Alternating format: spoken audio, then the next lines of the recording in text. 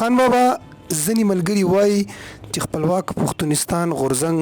ووټ غوښتونکې سیاسي پارټي نه ده، خو چونکې نښه یې پټکی دی او نن سبا یو پارټي جوړه شوې ده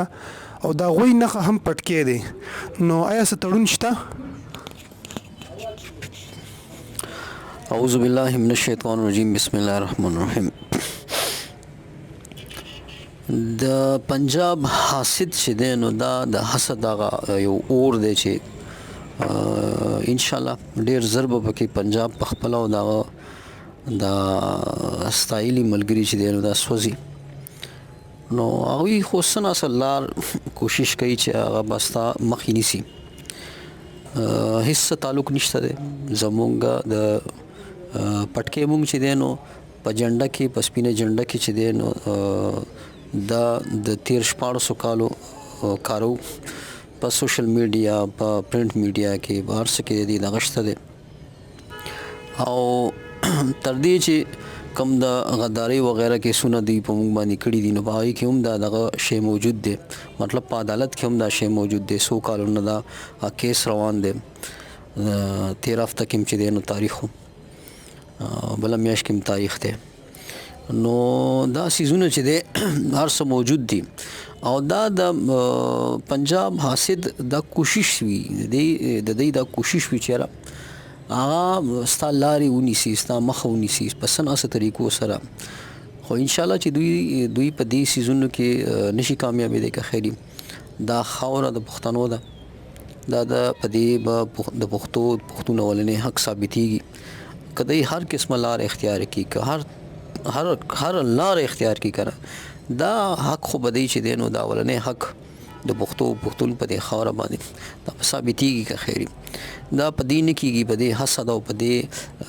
چلول، په دې مکارۍ، په دې سیزونو، په دې زور، په دې کیسونو، په دې هر څه په دې نه کېږي، دا سوال نه پیدا کېږي. خو د پښتنو نه زه کله کله ګیله کوم چې دوی خو کم از کم خبر دي دغه دي چې دا سیز د دې خلکو سره تړلی دی، دا دوی په جنډه کې باقاعده کاروي، په دې چې دی نو 14 کالو راسي که نه داسې نه چې دغه نو دا تاسو چې زما په خیال د چا دغه خبره کوي دا خو دا اولنی ځلې دی چې په دې دغه کې راغل. نو بده مرغه د پنجاب حاسدینو سره دا د خپلو پښتنو خلاف حسد ته راتلل، دغه کول، د هغې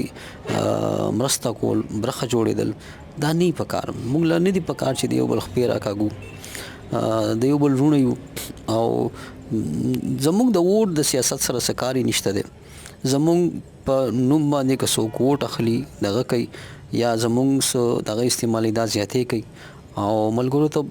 ویل پکار دي چې دې سره زموږ هېڅ تعلق نشته دی، زموږ د ووټ د سیاست سره هېڅ کار نشته دی، او د خلکو ته هم چا چې دا دغه کړی دی د پنجاب په حسد کې شریک شوي دي، نو دا دوی ته سوچ پکار دی چې یاره دا یو شی دی زموږ پښتانه وروڼه چې دی نو 13-14 کالو راسې استعمالوي، موږ ته خو دی نه رجسټر کوي، دا موږ خو دی پته نه لګي چې سب د غدارۍ کیسونه یې راباندې دغه کړي، رجسټریشن خو ډېره لرې خبره ده. نو پکار دا دی چې هغوی دې ته سوچ وکړي دغه وکړي چې یاره په هر ډګر باندې دی دا جنډا دا چې دی نو دا د سپینه جنډا او دا پټکې په هغې باندې دی دا استعمال کړی دی، استعمالوي، دغه کوي، کاروي. نو دوی له پخپله پکار دي چې یاره موږ ولې چې دی د پنجاب په حسد کې د خپلو وروڼو خلاف شریک شو. نو زه به دوی ته خواست وکړم چې یاره د پنجاب په حسد د حسد په اور کې تاسو ځان مه سوځوئ، انشاءالله هغوی به سوځي که خیري. دا د هغوی نصیب شوې ده په پښتنه خاوره به د پښتون د اولنی حق ثابتېږي که خیري.